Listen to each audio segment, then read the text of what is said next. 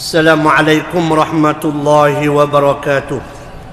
Alhamdulillahi rabbil alamin wal aqibatu lil muttaqin wala udwana illa 'alal zalimin wassalatu wassalamu ala asyrafil anbiya'i wal mursalin wa ala alihi wa sahbihi wa man tabi'ahu ila yaumiddin. Allahumma iftah bainana wa bain qaumina bil haqq wa anta khairul fatihin. Amma ba'd. Muslimin muslimat yang dirahmati Allah sekalian, alhamdulillah, syukur pada Allah Subhanahu wa taala, pada malam yang penuh barakah ini kita dapat melaksanakan apa yang kita janjikan. Insya-Allah kita membuka kitab baru, insya-Allah kitab baru, nama dia Ar-Rahiqul Makhtum, ketika membicarakan tentang sejarah Nabi sallallahu alaihi wasallam, sirah an-nabawiyah. Cukup comel ni, cetakan PTS. Ambil ingat barang je tebal dak nampak ni, kita dak tengok lagi terjemahan ni, kita baca kitab Arab je dia comel, nampak je comel. Kita baca kitab ni lah, siapa yang ada duit tu belilah bawa beli kau ni bawa order Shopee, main Shopee je. Berapa hotel beli? 10 hotel. Lepas tu cukup tak 10 hotel? Orang ramai dia siapa-siapa orang nak beli tu mau let know lah. Kitab ni sikit abuk dak rugi kalau kita beli, sebab kita boleh saka pada anak cucu cicit cuit gamit capal labang kita. Pak Arum beli tak? Beli dah? Di mana? Dia apa murid ke dia?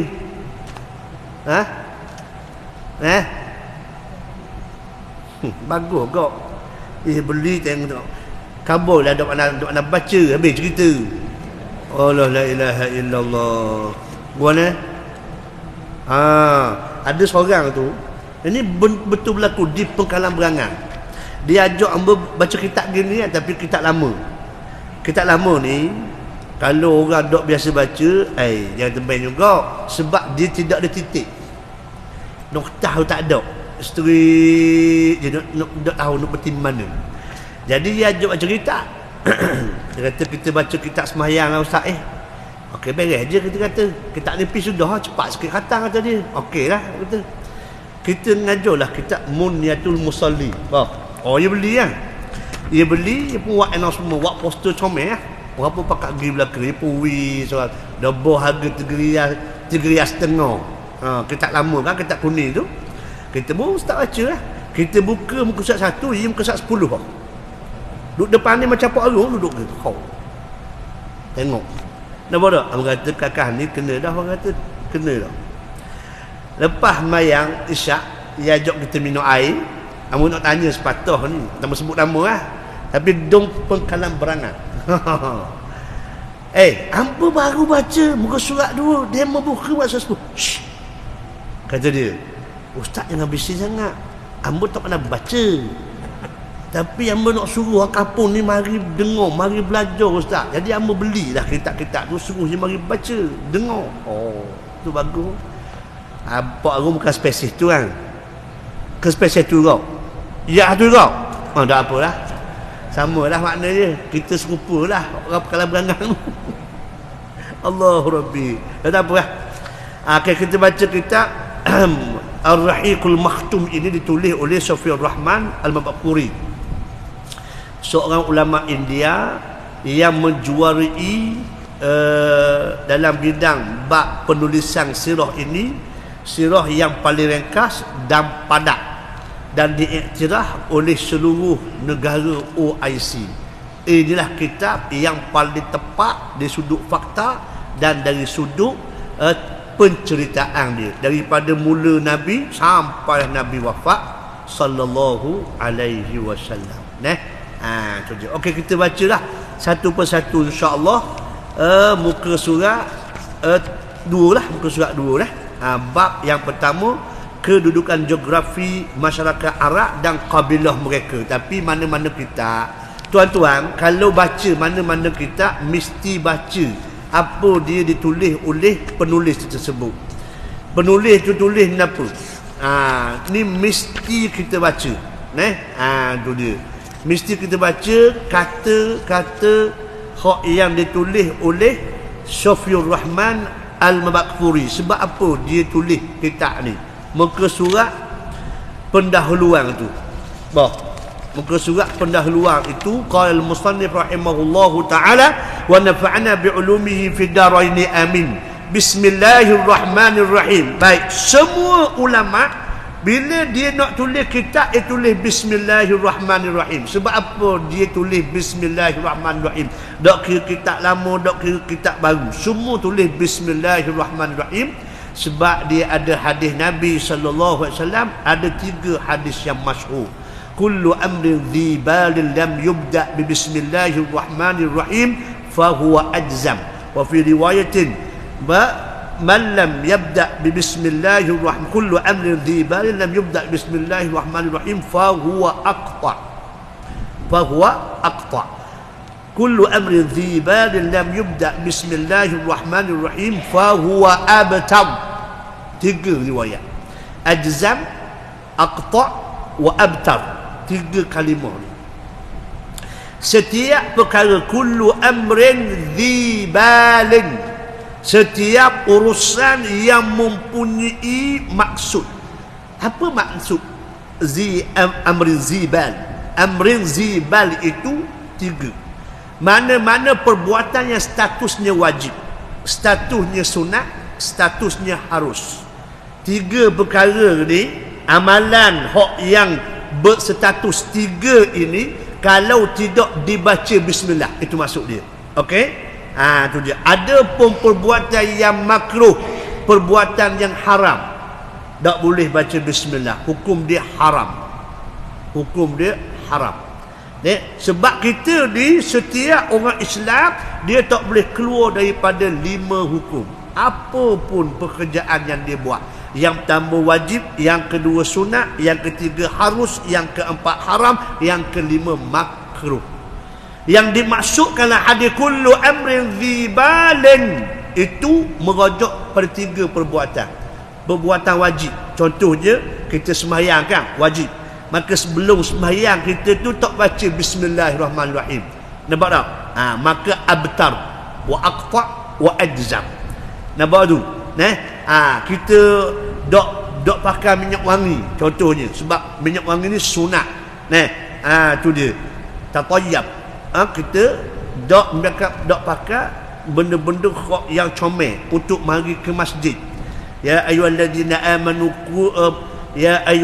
amanu khudhu zinatakum 'inda kulli masjid. Wahai orang yang beriman, pakailah pakaian yang mempunyai perhiasan, maksudnya yang comel, setiap kali nak mari masjid. Ini Tuhan kata.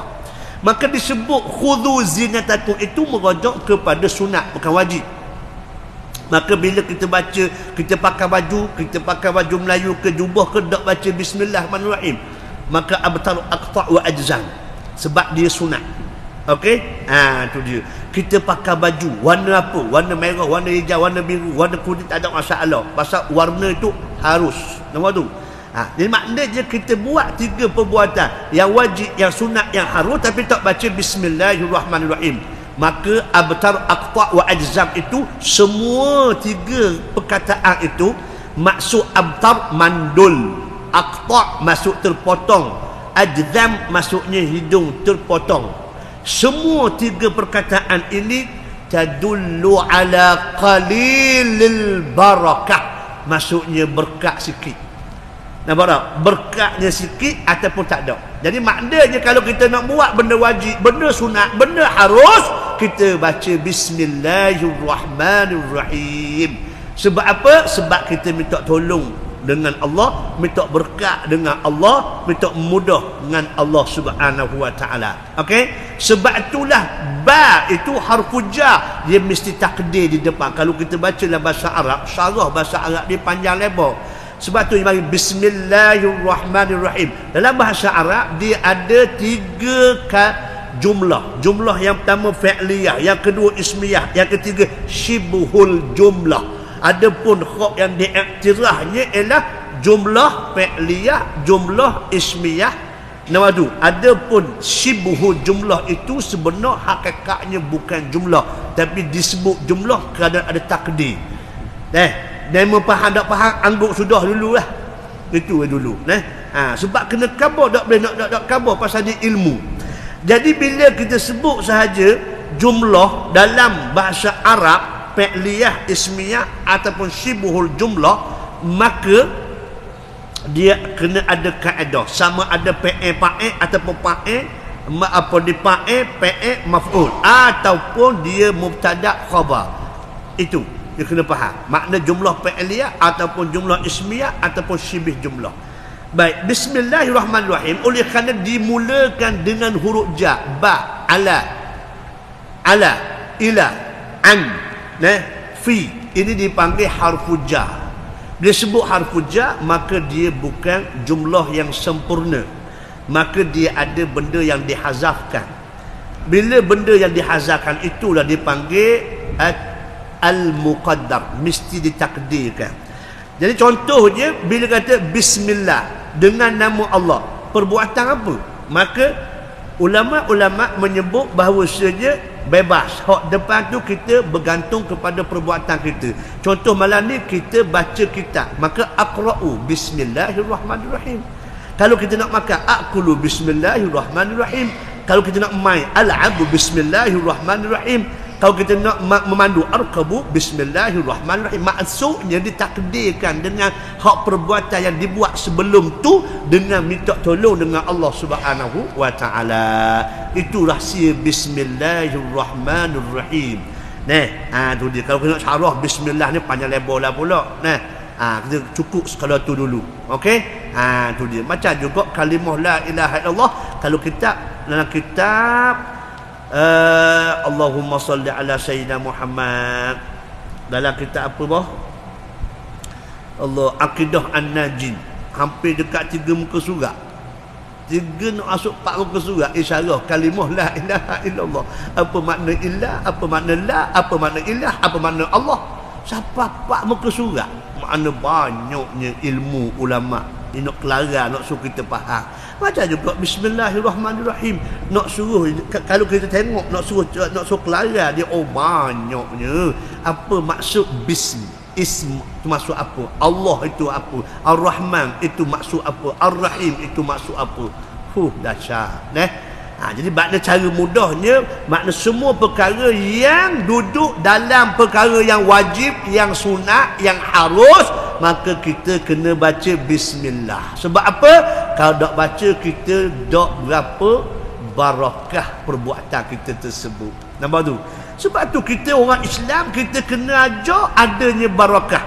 Nak cari apa tu? Cari barakah. Nampak tak? Sebab tu masa awal pagi Nabi doa, Allahumma barik fi ummati fi bukuriha, wahai Allah berkatilah umat aku pada waktu paginya. Makna kalau orang tu bangun pagi, sembahyang subuh berjemaah, awal-awal lagi dia masuk dalam doa Nabi tadi. Subhanallah. Nampak tak? Setiap pagi dia dapat doa Nabi. Doa orang lain, doa Nabi, Syekh. Nabi berdoa untuk kita, Allahumma barik fi ummati fi bukuriha, wahai Allah berkatilah umat aku pada waktu paginya. Nampak tak? Tu je makna. Kalau kita bangun pagi, awal pagi, makna sebelum matahari naik tu kita dah mulakan kehidupan, Masya Allah, dapat barakah di sisi Allah Subhanahu wa ta'ala. Itu macam juga kita belajar, nak boleh berkat macam mana. Ramai orang ada ilmu, tapi ramai juga orang tak boleh barakah. Berapa ramai yang belajar tetapi dia tidak ikut prosedur. Cuba tengok malaikat Jibril berupa manusia mari jumpa Nabi. Dalam hadis yang sahih disebut oleh Imam Nawawi dalam kitab Matan Arba'in An-Nawawiyah, disebut bagaimana malaikat Jibril duduk pakai baju yang begitu putih melepak. Nampak tu? Bagaimana idtala'a alaina rajulun syadidu bayad ath-thiyab sawad asy-sya'r la yura alayhi athru safar. Allahu akbar. Pakai baju comel, rambut hitam likat minyak, memang tidak ada tanda musafir. Siapa pekat dia pergi jumpa Nabi, nyok fa asnada rukbatayhi ila rukbatayhi. Dia belaga pada lutut dia dengan Nabi. Wa wada'a kaffaihi ala fakhizai, letak tapak tangan dia di atas peha Nabi SAW. Ini pendapat yang rajih. Ada katanya letak tapak tangan di atas peha dia, tapi pendapat yang rajih letak tapak tangan di atas peha Nabi. Ya Muhammad, mal Islam, tanya Islam pun dia, mal iman, mal ihsan, mata sa'ah, ma alamatuha. 5 perkara yang ditanya oleh malaikat Jibril, semuanya dijawab oleh Nabi kecuali bila kiamat. Sebab tu bila dah habis dah lari dah malaikat tersebut, Nabi tanya kepada Sayyidina Umar, sebab ada dia riwayat daripada Sayyidina Umar. Kata Nabi, ya Umar, atad masail, mu tahu tak siapa hok yang duk tanya, duk mari tanya soalan tersebut tu? Kata Sayyidina Umar, Allah Rasulullah alam. Kata Nabi, hadza Jibril atakum yuallimakum dinakum. Wahai Umar, inilah mu nak kenal Jibril yang datang kepada kamu untuk mengajar kepada kamu tentang urusan agama kamu. Masya Allah. Nampak tak? Zaman Nabi, siapa mereka Jibril mari ajar cara mana nak belajar. Maksudnya biar belagal palu tu. Dan sekarang ni Ustaz dah bimbang, Ustaz Abu belajar mau tiap malam tengok sama YouTube, tengok sama Facebook. Nampak tak? Abu belajar ikut Facebook, YouTube Ustaz nampak tak? Tu dia. Ini masalah besar. Ini masalah besar. Belajar boleh, tak ada masalah. Daripada duduk tengok orang duduk nyanyi tersebut, tengok orang ngajar, Ustaz Azhar ngajar, okey comel. Tapi orang yang bersumberkan hanya Facebook dan juga YouTube, dia hilang satu benda yang mahal, nama dia barakah, iaitulah ruhul iltiqa. Tidak ada pertemuan di antara guru dan juga anak murid. Anak murid boleh tengok tok guru, tapi tok guru tak tengok anak murid. Betul tak? Ini hilang barakah. Sebab tu kita daya upayalah, nak sungguh kita nak kerja apa hidup atas dunia ni. Siapa pekat tak ada masa nak mari belajar. Alhamdulillah sejik kita. Kamu tengok, Masya Allah, boleh kata tiap-tiap malam ada ngajar. Tiap-tiap malam ngajar. Nama tu Allah Rabbi, tak ada alasan dah. Tak ada alasan dah. Dah masjid comel, besar kapek comel. Kipas gasi ada duk musim puan-puan patugak kip. Ekor duk asal tau. Pasang tau. Kipas lagi pasang. Basa semua pupukmu ni. Dah kipas pasang, ekor pasang, dah nak kenapa lagi? Allah. Kalau Allah tak tanya saya, hei orang Bukit Tunggal, hei orang Tebak, apa mu tak mari lagi sejik? Nak jawab ke mana? Mu jawab ke mana? Nampak tak? Atas dunia boleh mu jawab, tak ada masalah. Boleh mu jawab, tak ada masalah. Dan mu hero, mu boleh jawab lah ke beres je, tak ada masalah. Kita pun tak bercakap cara mana, cuma kita kabur ke tuan-tuan. Jangan menyesal. Nampak tak? Ada ustaz duk mengajar, mari ya dengar. Susah apa kan? Ke mana? Nah, tu dia Allah Rabbi. Sebab itulah kisah Yasin ni kena ambil berat. Pak Harun baca Yasin, Boh baca Yasin, Muzang baca Yasin. Tapi masalah faham tak Yasin? Apa Allah sebut? Contohnya, ya laita qaumi ya'lamun bima ghafara li rabbi wa ja'alani minal mukramin. Surah Yasin kan Pak Rum? Surah Yasin kan? Surah Yasin confirm. Ayat berapa? Memang confirm ayat Yasin. Dah cerita benda apa? Tak ada kata. Gigi tak ada. Bukan tak ada, baru nak tumbuh. Nampak? Bayangkan ayat ni Allah cerita seorang bernama Habibun Najjar. Habibun Najjar. Apabila Rasul diutuskan kepada bumi Antakiyah, orang kampung tak mau terima. Allah utus seorang lagi. Jadi 3 orang. Ngajar je, tak mau dengar dah, tak mau dengar. Ligang pula duk kepung Rasul-Rasul tu nak khengat kepada Rasul. Allah, betul sungguh. Nampak tak? Dah lah tak mau dengar, khengat pula. Allah Rabbi. Siapa pekat Habibun Najjar mari jumpa kampung dia, jangan buat gitu 3 Rasul ni bukan mari minta duit, minta apa pun, nak khabar je apa benda hak kita kena buat. Janganlah buat gitu ke dia. Perau kampung dia, legang dia pula, ikat tangan kat kaki, duk nyek, siapa keluar isi perut, mati hari. Macam mana? Allah Subhanahu Wa Ta'ala khabar kepada kita ucapan Habibun Najjar di syurga Allah Subhanahu Wa Ta'ala. Ya laita qaumi ya'lamun.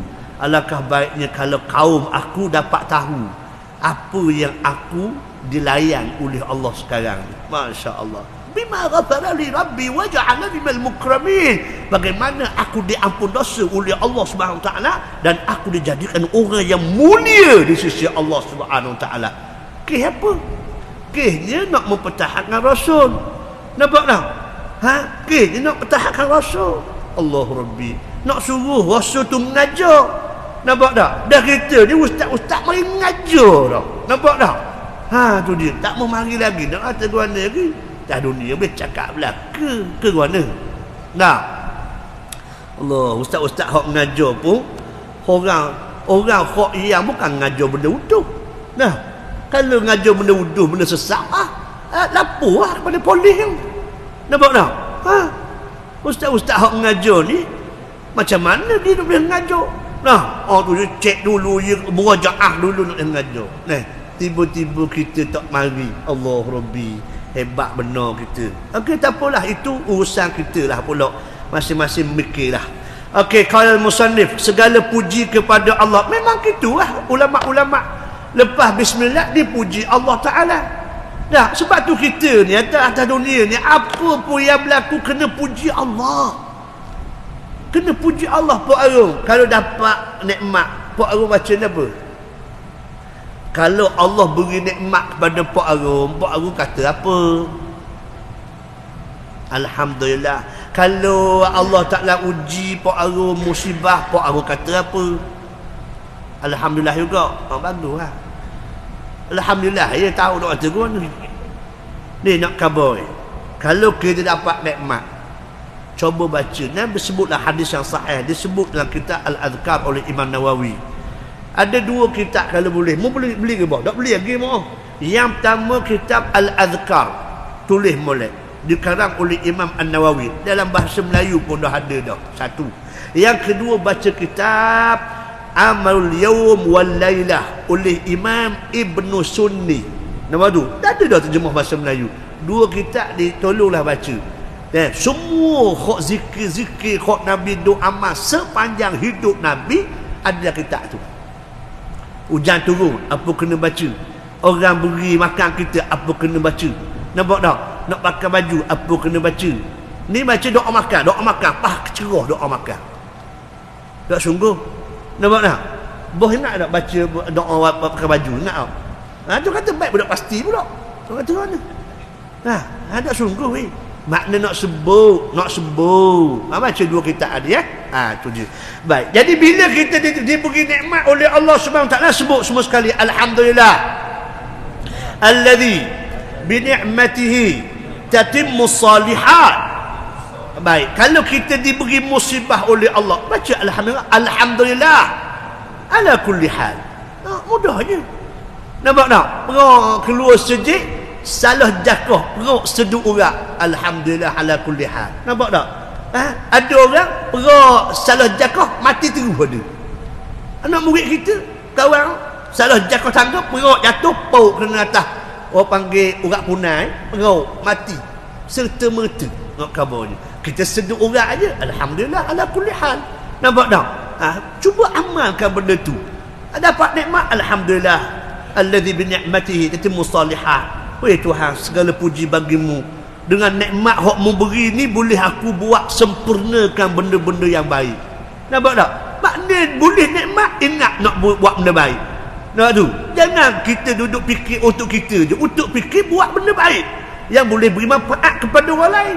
Khairun nas anfa'uhum linnas. Sebaik-baik manusia lah orang yang boleh beri kebaikan kepada orang lain, manfaat kepada orang lain. Bila kita diberi musibah, diuji oleh Allah, baca alhamdulillah ala kulli hal. Segala puji bagi Allah dalam keadaan apa sekalipun. Mudah ya kan? Mudah je, bukan payah sangat pun. Itu dia. Allah Rabbi. Baik. Segala pujian kepada Allah yang mengutuskan Rasulnya dengan petunjuk dan agama kebenaran untuk mengatasi semua agama. Jadi musannif kata kita, makna dia puji Allah Ta'ala kerana apa? Allah utus Rasul. Sebab apa utusan Rasul itu tugas dia apa? Untuk bawa petunjuk, untuk guide. Untuk guide, untuk beri cara mana kita nak hidup, laluan mana kita kena lalu hidup atas muka bumi ni. Tu dia ada signboard dia. Tu dia ni kanan kiri jalan tersebut ada. Itu petunjuk dan agama yang benar untuk mengatasi semua agama. Islam ni way of life. Islam ialah way of life, cara hidup. Bila cara hidup, hak lain pun ada cara hidup dia juga. Nampak tak? Akan bertembung di sana ada dua istilah yang disebut nuqtatul infisal wa nuqtatul iltiqa. Dia ada titik pertemuan dan ada titik perpisahan. Mesti apa cerita pun mesti kita ada titik pertemuan dan ada titik perpisahan. Maknanya ada Islam hak yang dibawa Nabi SAW, ada benda hak yang bersama. Bila bersama tak ada masalah. Nabi duduk di rumah Abdullah bin Jada'an. Nabi tengok bagaimana kabilah-kabilah yang kecil bertahaluf ataupun berjanji setia. Kabilah-kabilah kecil ni pakat nak membantu sesama mereka sekiranya diserang oleh kabilah yang besar. Sebab kehidupan orang Arab dulu, mereka hidup berkabilah. Kabilah yang gagah, kabilah yang hebat boleh buat suka hati dia. Sebab benda yang menjadi asas kepada kehidupan mereka adalah nafsu. Sebab tu Tuhan kata, afara'aita man takhadha ilahahu hawah. Mu tengok tak wahai Muhammad, ada di sana orang yang menjadikan nafsu dia sebagai Tuhan dia. Ini masyarakat jahiliah dulu lah. Masa masyarakat itu Nabi tengok ada je kabilah-kabilah kecil yang pakat. Maka Nabi kata alangkah seronok dia tengok pakatan yang dibuat oleh kabilah-kabilah kecil itu untuk mempertahankan sesama mereka daripada diserang oleh kabilah besar. Nampak tu? Itu dipanggil titik pertemuan. Titik perpisahan pula, Nabi SAW perang sebanyak 27 peperangan. Sebab apa perang? Sebab berlaku titik perpisahan. Tak enak pergi dah, habis ikhtiar dah. Nampak tak? Maka terpaksa perang. Nampak tak? Terpaksa perang. Nampak tak? Pak saudara Nabi Abu Lahab mati, Abu Jahal mati. Nak beritahu dia. Sebab apa? Sebab ada titik perpisahan. Ni Allah Ta'ala dah buat dah benda ni. Tu dia. Jadi makna je bila kita faham bahawasanya agama Islam, makna Islam sahajalah yang terbaik yang diterima oleh Allah Subhanahu Taala. Maknanya cara hidup lain dok pakai berlaku. Ini kena faham molek. Bukan nak suruh balah. Faham tak? Walaupun ada elemen-elemen kebaikan pada agama dia, kena faham molek. Jangan terperangkap dengan cara fikir liberal. Cara fikir liberal semua agama sama belaka. Ini statement yang sangat bahaya. Mana boleh kata semua agama sama? Tak boleh.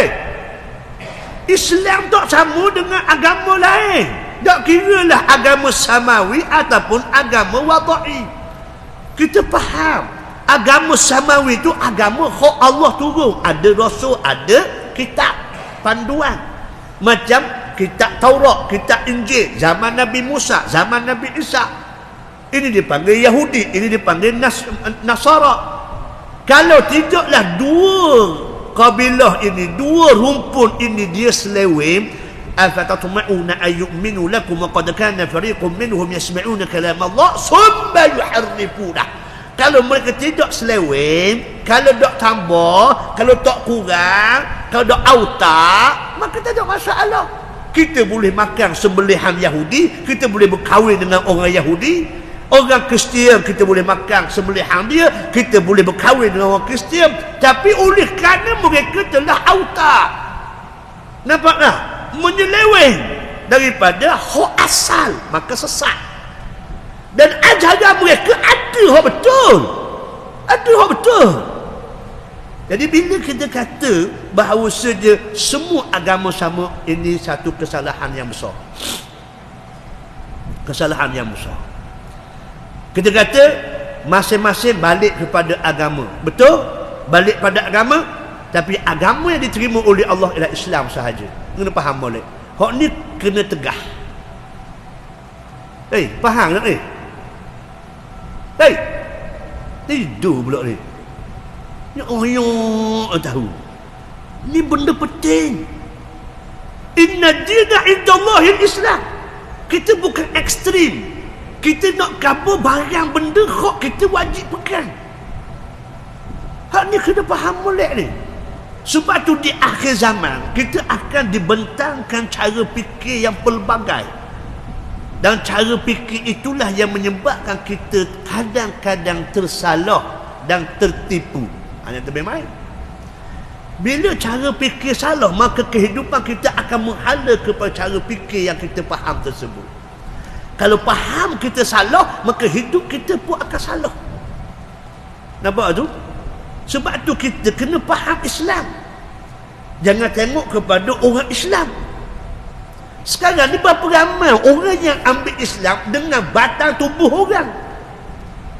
Nampak tak? Bila kita tengok batang tubuh orang, maka itu kita kecewa. Nah, sebab tu tuan-tuhan, Allahu Rabbi, ni tengah duduk seba ni, World Cup. Pak Arun suka tengok tak Piala Dunia? Tengok tak? Malam mana menang? Arab Saudi lawan Poland. Duk tengok langsung. Memang duk cara teruhah. Nah, cara pula la ilaha illallah. Dan Brazil mana menang? Duk tahu pula. Duk kata cara pula. Aku dah reti main cakap dengan Pak Arun. Pak Arun kota dia habis kat hampir dekat dengan 200 bilion nak sambut ni bola. Tapi hebat. Yalah, Tuhan beri duit ke dia tau. Tak apalah. Sehari sebelum World Cup dirasmikan, 585 orang masuk Islam. Bila dirasmikan hari pertama World Cup, dapat 1000 lebih masuk Islam. Hidayah. Ada seorang daripada Brazil, orang kaya lah. Orang kaya, dia pergi nak tengok World Cup. Dia tengok benda yang sangat pelik. Nampak tak? Akhir sekali dia mengkaji lah, masa on spot dia kaji Islam. Rupa-rupanya kota menyediakan laman web untuk memahami Islam. Bukan ambil cedok bodoh gitu. Dia ada mustasyar dia. Dia ada orang-orang yang guide dia. Bila dia buka laman web tu, boleh hubungi syekh ni. Tanya bab Islam macam mana. Tahu tak? Orang kaya Brazil, satu keluarga 7 orang masuk Islam kerana bola sepak.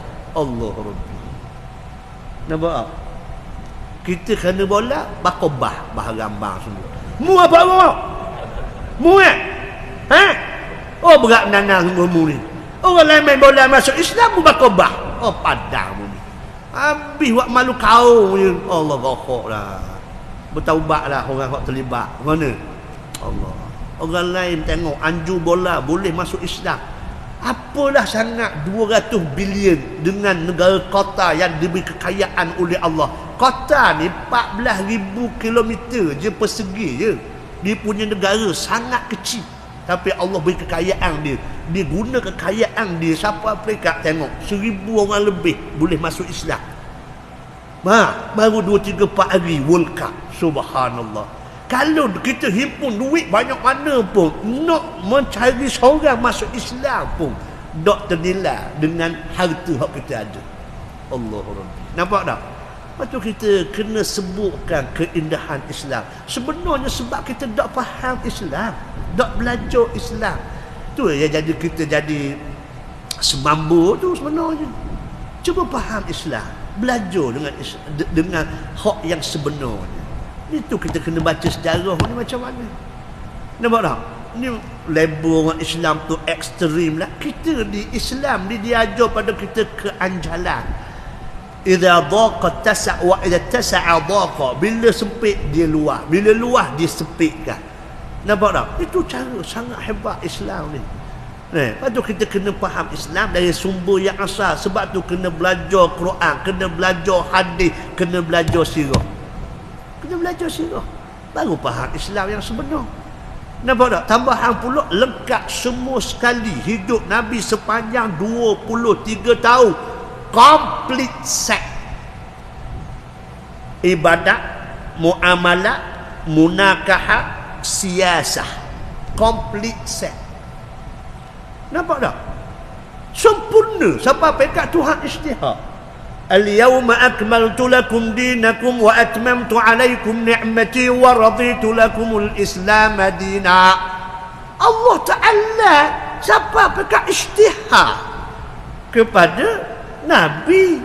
Subhanallah. Bersama dengan sahabat semasa tu ada 115,000 dekat dengan padang Arafah. Subhanallah. Allah istiharkan. Nah, itu cerita dia. Jadi makna dia agama Islam ini mengatasi agama-agama yang lain. Tak boleh agama lain duduk sama dengan Islam. Tak boleh. Islam ni paling tinggi. Al-Islam ya'lu wa la yu'la alai. Islam itu duduk atas sekali dan tidak boleh hak benda lain duduk atas. Nampak tak? Tapi oleh kerana kita ni banyak lalat dan terpedaya, comel sangat. Ada satu kitab. Beli lah. Berapa banyaklah kena beli ustaz. Memang kena banyak beli kitab. Sebab kita jahil. Kitab bahasa Melayu yang dikarang oleh Profesor Dr. Basri Ibrahim. Tu masih hidup lagi di Unizau. Tok guru hamba tau. Nampak? Itulah kitab nama dia Al-Maghrur. Orang yang terpedaya. Orang yang terpedaya. Siapa orang terpedaya? Orang yang buat ibadat terpedaya. Orang sufi yang terpedaya. Ahli tarekat yang terpedaya. Orang politik yang terpedaya. Orang perniagaan yang terpedaya. Terpedaya dengan kehidupan. Nampak tak? Oh, cukup comel kita ni. Baca lah. Nah. Tu dia. Menambahkan lagi keyakinan kita. Dia, yakni Allah, menjadikan Nabi-Nya sallallahu alaihi wasallam sebagai saksi, pemberi berita gembira dan ancaman, serta orang yang menyeru kepada agama Allah dengan izinnya dan juga menjadikannya pelita yang terang. Allahu Akbar. Nampak? Sebab tu bila sebut saksi ni Nabi menangis. Fa kaifa idza ji'na bi kulli ummatin bi shahidin wa ji'na bika 'ala haula'i shahida. Ayat ni menyebabkan Nabi menangis bawah. Ayat berapa bawah? Siapa tahu ayat berapa? Cuba buka surah An-Nisa. Cuba buka surah An-Nisa bawah. فَكَيْفَ إِذَا جِئْنَا بِكُلِّ أُمَّةٍ بِشَهِيدٍ. Allahu Akbar. Cuba buka surah An-Nisa ayat 41. Jangan lupa malam ni boleh ayat ni tak apa dah. Apa orang malam ni boleh ayat ni pun cukup dah. Tak boleh banyak-banyak, tak faham pun tak apa dah hak lain. Biar dulu. Bulan depan lah pula kita cuba faham. Malam ni faham surah An-Nisa ayat 41. Okey dah. Fakaifa idza ji'na min kulli ummatin bi syahid wa ji'na bika 'ala haula'i syahida. Bagaimana kami menjadikan setiap rasul itu saksi kepada kaum dia. Kamu wahai Muhammad jadi saksi kepada seluruh manusia daripada Nabi Adam sampai kiamat dunia. Allah lelah saksi ni pak gue. Nampak tak? Nabi menangis baca ayat ni. Bukan Nabi baca, disebutlah satu riwayat Abdullah bin Mas'ud yang baca ayat ni. Nabi dengar sampai Nabi menangis. Allahu Akbar. Itulah Nabi datang sebagai saksi. Saksi pada orang hak lepas dan saksi bagi orang hak yang kemudian. Sebab itulah Nabi sebelum meninggal Nabi katakan isma'u wa'u kan. Hal ballaghtu Allahumma fashhad. Hal ballaghtu Allahumma fashhad. Hal ballaghtu Allahumma fashhad. Adakah aku menyampaikan? Allah saksi. Adakah aku menyampaikan? Allah saksi. Makna aku dah menyampaikan segala apa yang telah disuruh oleh Allah Subhanahu wa taala. Allahu Akbar. Itu dia. Yang memberi khabar gembira kepada siapa Pak Arif? Orang yang taat pada Allah, yang beriman. Itu dia. Dan memberi ancaman kepada orang kufur, orang munafik. Nama tu. Ni dia. Jadi Allah Subhanahu wa taala buat mari Nabi ni nak suruh memberi ancaman kepada orang yang buat main dengan agama pun ada kau. Ni ada ni hok orang duk main-main, sumpah pun yang main wallahi wabillahi wa tallahi pun dia boleh sebut lagu tu, dia buat main dengan sumpah dia, membahas sumpah lah kayak gitu. Astagfirullahalazim, dia boleh buat main. Allahu akbar. Kalau tengok kepada ayat hak yang disebut itu, minta maaf bukan hamba, Dr. Mustafa As-Sabri, Dr. Mustafa Sabri, dia kata, ni bekas mufti Turki, dia kata istihza bi ahkamillah kufrun mahdhun. Bukan hamba kata buat nyanyi nak hukum Tuhan kufur serta merta. Baik tak? Buat nyanyi dengan sumpah-sumpah ni boleh jadi kelecoh, maknanya kita bimbang. Jangan buat main-main benda ni. Pak Arun, mu cari dunia, mu nak akal berapa tahun? Siapa masa mati ya ke mana Jangan duduk dalam kau. Allahu Rabbi. Wow, siapa pekat tak tahu pegangan ni. Nampak tak? Allahu Rabbi. Dah hamba kata ni bukan kata kat orang, kata kamu di sendiri. Mudah-mudahan kita dapat ambil peringatan. Nampak tak? Datangnya Rasul ni memberi ancaman kepada hak segala watak hak Tuhan sebut dalam Quran. Yang pertama kafir, yang kedua munafik, ketiga zalim, keempat mujrim, yang kelima musyrik. Ini semua watak-watak hak Tuhan sebut dalam Quran. Jadi Nabi memberi amaran kepada mereka hak yang tidak taat kepada Allah Subhanahu wa taala. Itu kena faham. Baik.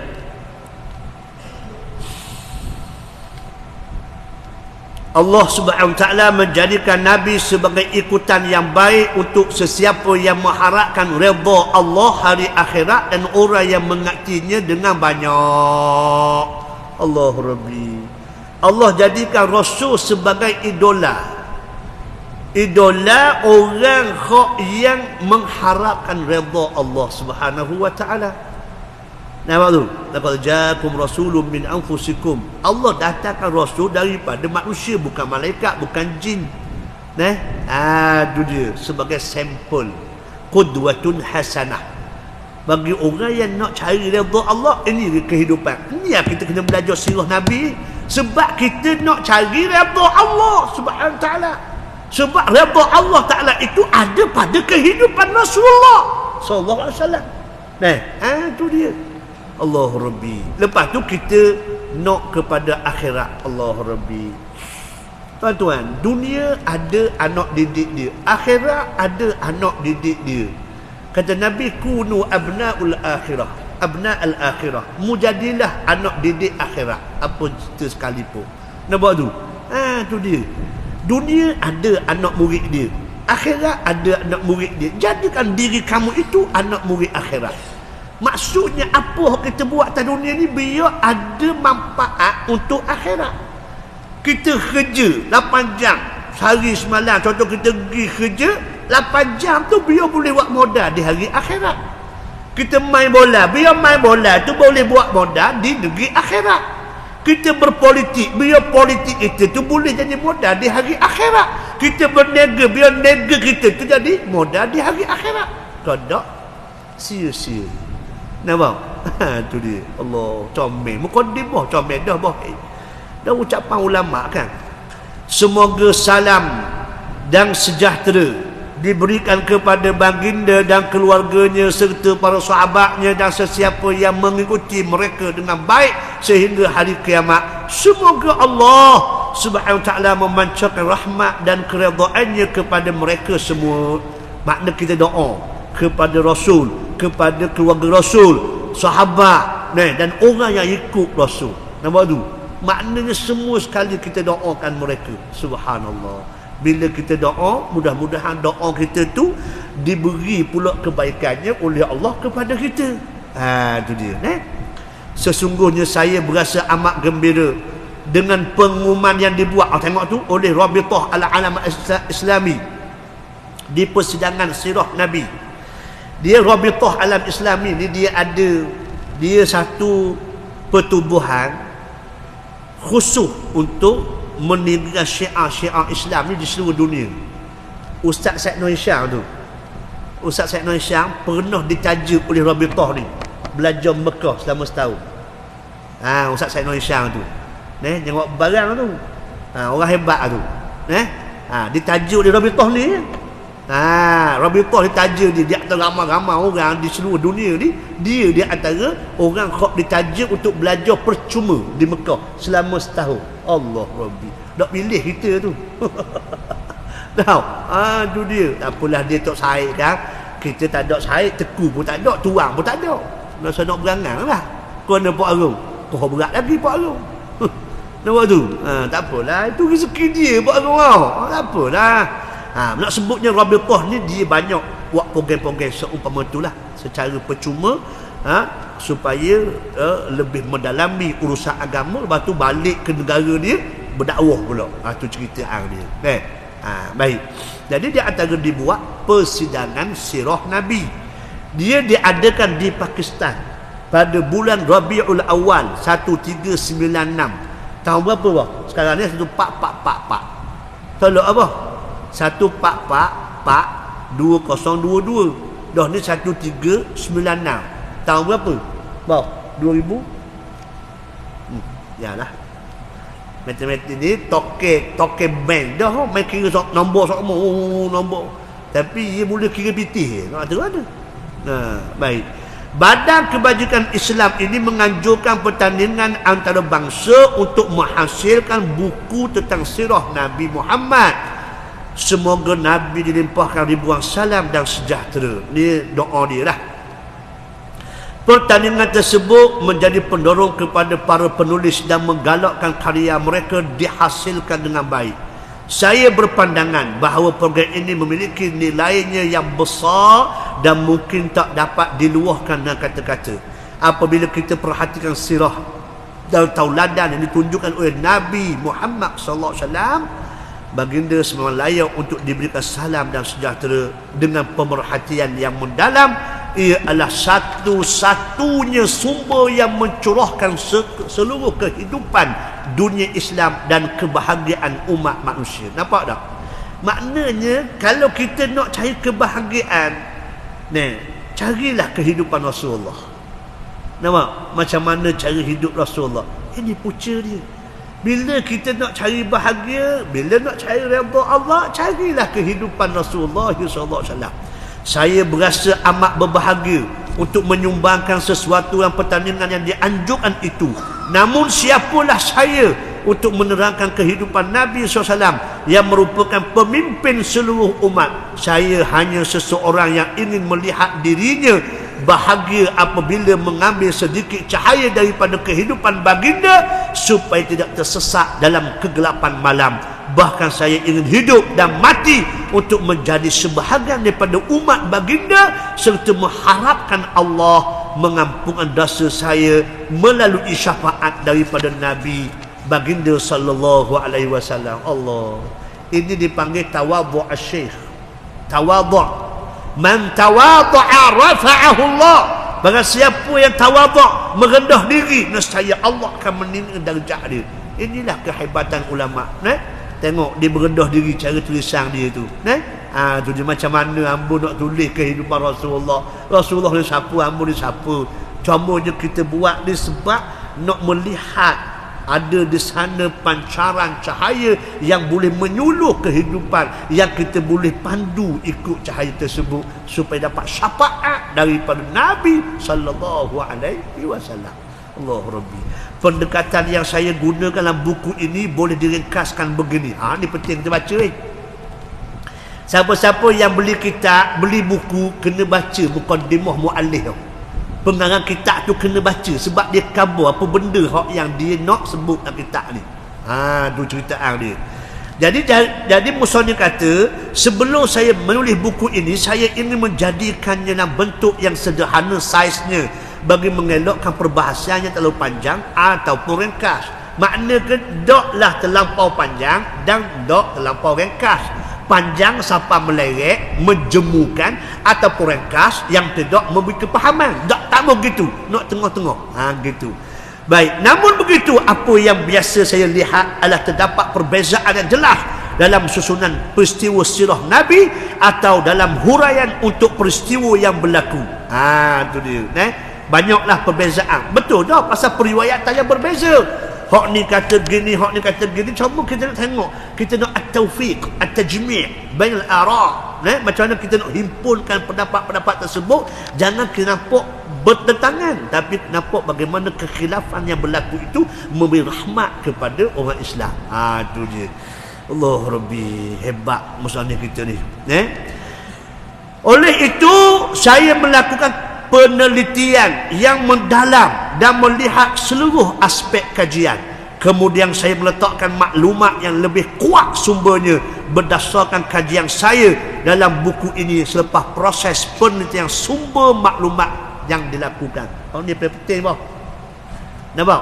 Cuba ambil. Kenapa hak dia kata tu kat mana dia ambil? Sumber dia mana? Nampak?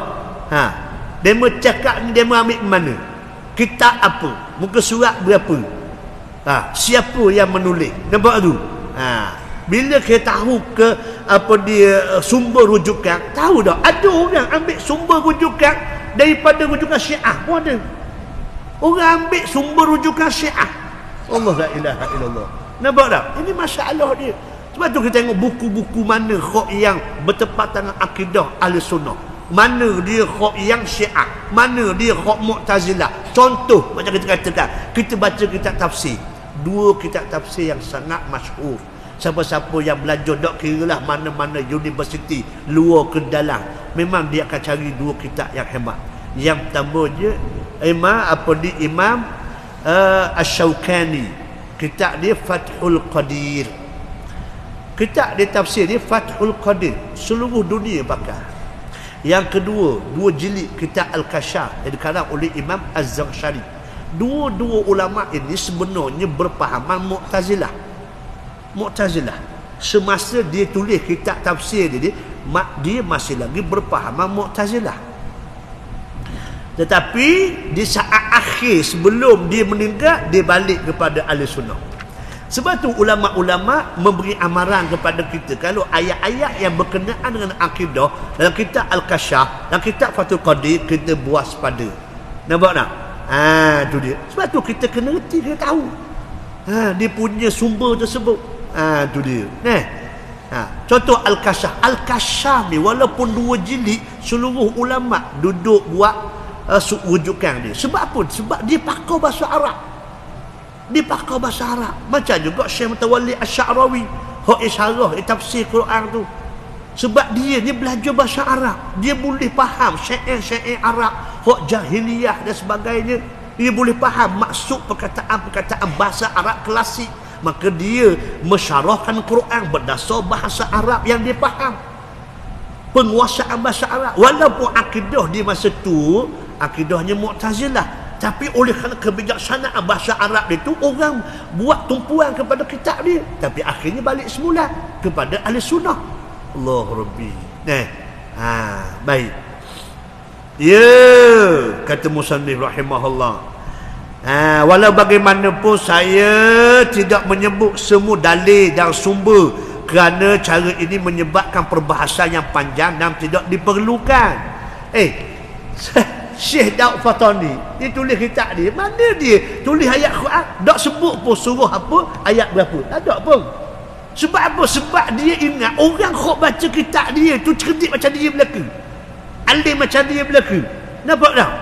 Tak sebut marjah. Maka orang hok kemudian bila tengok ayat Quran, maka tolong pula, ini surah Al-An'am ayat sekian-sekian. Nampak tak? Maka orang tahqiq sendirilah. Gitu cerita dia. Baik. Mungkin saya akan menunjukkan dalil apabila rasa bimbang terhadap kesangsian orang yang membaca maklumat dalam buku ini, atau ketika saya melihat kebanyakan para penulis sirah menyajikan maklumat yang tidak sahih. Wahai Allah Tuhanku, anugerahkanlah kebaikan kepadaku di dunia dan akhirat. Sesungguhnya Engkau Maha Pengampun dan Maha Penyayang, serta memiliki singgahsana yang mulia. Masya Allah. Hari Jumaat 23 hari bulan 7 1976, Ambo tak lahir lagi. Mek tak. Dia tulis kitab di tahun 76 Pak Arung. Ambo lahir tahun 77. Kitab ni ada selama 46 tahun dah. Allah Rabbi. Pak Arul kalau kita dok baca kitab ni, Pak Arul tahu dok kitab ni ada. Tak tahu. Mujur lah. Makna satu dah kita dok jahil dah situ. Nampak tak? Kalau bab kitab ni gak Allah Rabbi dok dak kita.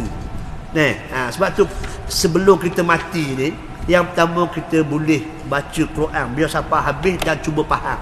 Yang kedua belajar sahih. Hadis-hadis sahih hak nang Bukhari, Muslim, Abu Daud, An-Nasa'i, Tirmizi, Ibnu Majah. 6 kitab ni. Ya, kemudiannya baca sirah Nabi. Tak apalah kalau sirah Nabi nya habis, alhamdulillah, insya-Allah. Lengkap, cukup. Makna sekarang tasawuf secara umum sejarah hidup Nabi. Yang keseterusnya baca kitab Ihya Ulumuddin sebab dia bab tasawuf. Tak ada masa baca kitab Minhajul Abidin, ringkasan daripada Ihya Ulumuddin. Nampak tak? Tak ada masa juga baca kitab Penawar Bagi Hati sebab dia meringkaskan serengkah-ringkahnya kitab yang ada pada Ihya Ulumuddin dan juga Minhajul Abidin. Kalau tak ada juga, serahlah pada Allah Ta'ala. Habis cerita. Nampak? Tak ada masa. Ngai ada masa. Ngai ada. Gari lagi. Ngai. Angkat jematan. Baru ni orang kulu kile duk akak bendera yang nepe. Dia ngai. Apa nak tahu, nak jadi tak tahulah. Nampak? Kamu ribu aku ngai. Tahu? Allah beratlah. Inilah orang kita. Nampak tak? Tak kira nak ngai. Hak seorang lagi pergi jebuk burung. Jebuk burung daripada batu nang tu pergi potok ganu mati tau. Kapal hamba tu. Saya ke burung pergi bawa motor expire kebo. La ilaha illallah. Nak ada gua nak jebuk burung ni padahal. Allahu akbar. Tak apalah dak marah tapi dak kena masa dak boleh juga. Ke mana ni? Masa garik tu jadi ya. Ngai mayang dulu. Dah pas mayang ngai pula pak cerah. Ke mana? Subuh mayang pula. Atau ngai lagi. Nah, dah kesukaan sangat. Ke mana Pak Long? Allah, ni dak tahu benda tu sah ni ya Allah. Habislah mukadimah. Mana ni mukadimah ni? Depan baru masuk bab yang pertama. Dan habis tak tahu. Nampak pesenang mati dulu Pak Long, nampak pesenang. Tunggu. Antara dua lah. Antara hamba mati dulu atau bapak aku mati. Betul tak? Antara dua tu je. Tu sajalah niat kita, niat untuk belajar. Habis cerita. Tahu? Dan khotam itu nombor 2. Biar boleh barakah daripada kita ni insya-Allah. Habis mukaddimah, kita masuk bab yang pertama insya-Allah, macam mana dia punya senario kehidupan orang Arab sebelum datangnya Nabi sallallahu alaihi wasallam. Cukup sekali itu dulu. Aku qauli hadza wa astaghfirullahal azim li wa lakum. Bismillahirrahmanirrahim. Allahumma inna na'udzubika min ilmin la yanfa' wa min qalbin la yakhsha' min du'a'in la yusma'. Walhamdulillahirabbil alamin. Assalamualaikum warahmatullahi wabarakatuh.